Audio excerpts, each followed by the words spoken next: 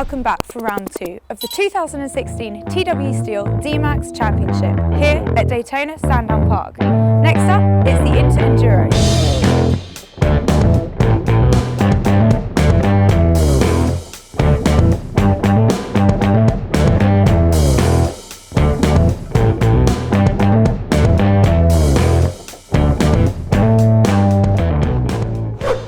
Bobby Trunley's strong form continues as he took pole ahead of the race, with local favourite Andrew Knapp joining him on the front row, with Chapman, Oliver and Conroy starting 3rd, 4th and 5th.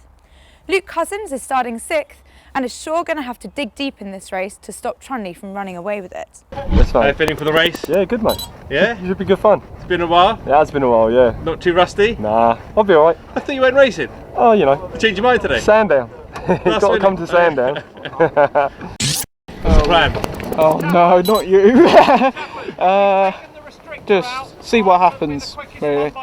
See if we could get a gap and just build away from the pack. But it's going to be hard, I know that. But we'll see what happens. Good luck. Yeah, cheers.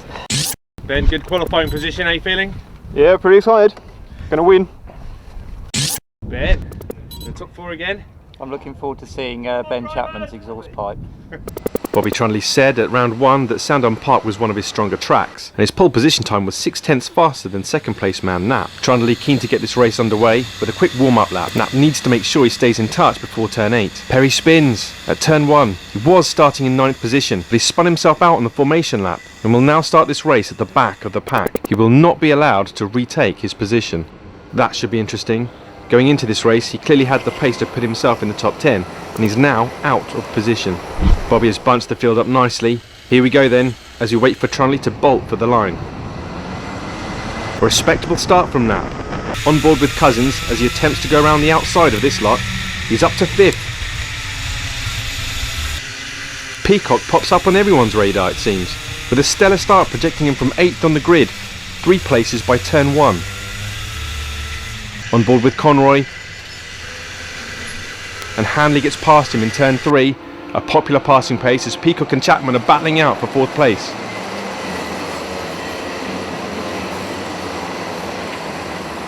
Pilgrim spins at turn 4, whoa, and Pond sliding backwards into turn 6, Pilgrim spins again. There's Perry getting past Sienka for 15th place, great recovery drive from him, making up 7 places in lap 1. Cottrell giving it the beans, snatching the grass as he overtakes Conroy. Ben Oliver almost stacks it in the wall. That's because he's under extreme pressure from Peacock and Chapman. Peacock absolutely flying in the opening laps here, and Chapman gets by 2. Now Cousins lines him up. Poor Ben Oliver. These 3 are like a pack of lions moving up the field, and they've eaten him. Conroy seeks to retake 8th from Cottrell. Side by side down the straight. Cottrell swoops ahead. Perry moves into 12th. Chapman makes a move on Peacock for 3rd into 2. Outbrakes himself and Peacock slips back past. The battle between these 3 over 3rd looks like it's hotting up. Let's stick with them and see what happens. The sun's out, the track's dry, perfect racing conditions, and you can see they're loving every lap of this. Up ahead of them, Trunley sets the fastest lap. We haven't seen him, clearly too fast for the cameras today. And he's straight onto the back of Peacock, who's planting his DMAX right in the centre of the track. But Chapman is monstering down the track. Wow, he literally whistled past him. Cousins still right with these 2.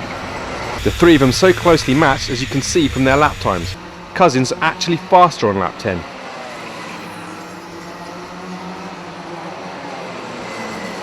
Lap 12, and Cousins with his golden boots makes a move on Peacock.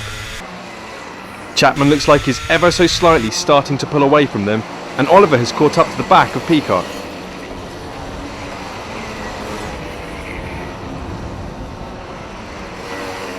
That's Cottrell taking Hanley for 7th through turn 1, with Conroy in hot pursuit. On board with him, is he close enough to make an attack?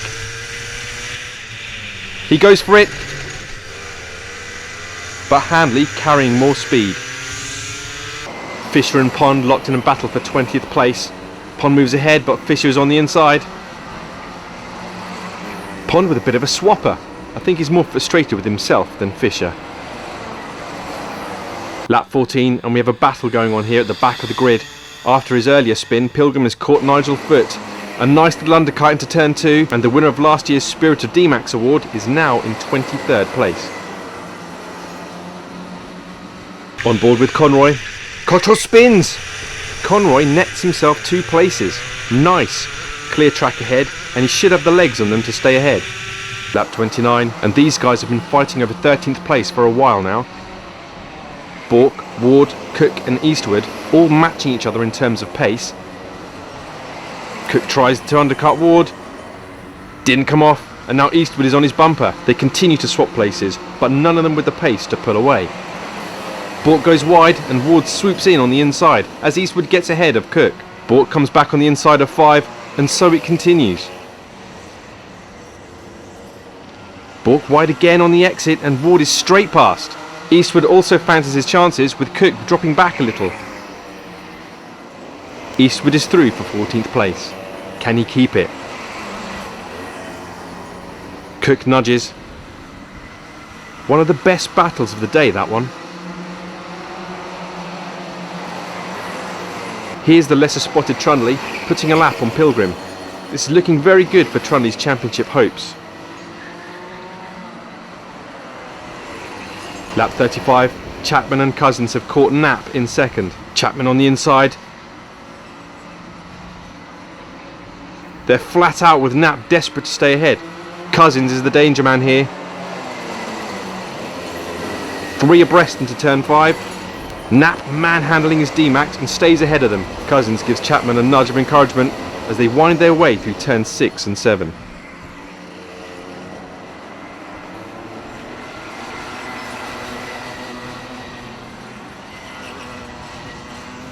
Chapman, surely close enough now. It's another DMAX drag race down the straight. Chapman with the inside line, and Knapp bleeds off onto the marbles. Knapp's ducked back under, but Chapman is lined up perfectly for turn 3. Good stuff.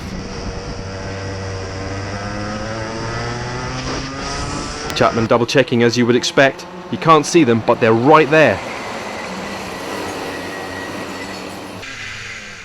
Conroy with a move on Oliver for 6th. It's good, but he's still a place down from his grid position. The man with the golden boots now with a great chance of taking 3rd from Knapp.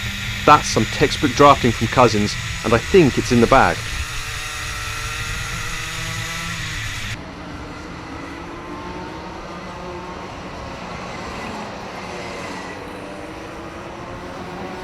Bit of a gap to Chapman now.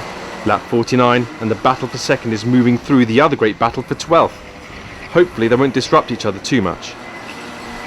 Gentlemanly conduct, but Cousins is breathing down Chapman's neck into turn 8. Chapman managing to keep out of harm's way. Knapp punts Eastwood into turn 4. Lets him back through, but that has set Knapp further back now from Cousins and Chapman. Cinco spins out at turn 6. He's still running, but dropping down the order. He's moved off the racetrack. I wouldn't like to be doing that, but he safely rejoins the track. Conroy's lining up Peacock into turn 2. He's straight through, Peacock unable to maintain his earlier pace. The lesser spotted Trundley then comes round to complete lap 78 and win round 2 of the TW Steel DMAX Inter Enduro Championship. He's done it again, in dominant fashion. Chapman takes 2nd, with Cousins in 3rd. These two are going to have to raise their qualifying game further if they want to catch the young man from Wokingham. So it's 2 from 2 now. You've increased your lead because Cousins was 3rd. Yeah, I was actually going down the other side of the straight. I'm not being rude or anything, but I was looking over a little bit, wondering, is Luke going to get Chapman? I was like, come on, Chapman, you can hold it. And he amazingly did, and I feel happy for Chapman. I feel a little bit disappointed for Luke, but he came from 6th. I think he did very well. Yeah. So Ben, you qualified 3rd, you took Knapp, and then you worked your way up to 2nd.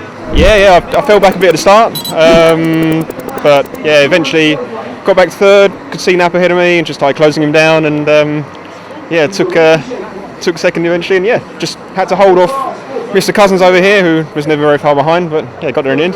It was quite close with you guys, but Bobby had such a lead, didn't he? Was it pretty hard to catch up? Amazing. I mean, Bobby, come here.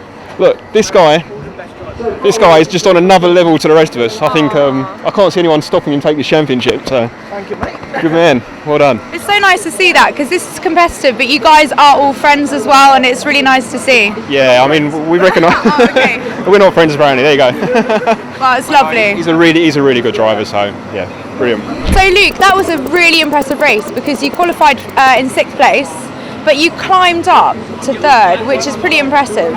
Yeah, it was a very tough race actually. The start, I don't know what happened behind me, but there was a bit of contact, so I made a few places up at the start. Getting past Knapp was trickier than I thought it would be. I was alongside at one point and he was a little bit aggressive, and then Ben, I just could not get close enough to get past. So at one point I'd close up, then he'd make a gap and we'd go like that. So yeah, it was a tough race, but glad to get another podium. But you've been working hard because you had a masterclass, didn't you, with Tom earlier this week? I did. And you shaved 2/10 off your lap time? 2/10, yeah, which doesn't sound like much, but for me, I was really chuffed for that. I didn't think I could get any more time around here. So to get another 2/10 was brilliant. Tom Golding was there also, so at least I had a friend to talk to for the day. So it was a really good experience. I'd recommend it to anyone. To find out more about racing in the DMAX Champs, call this number.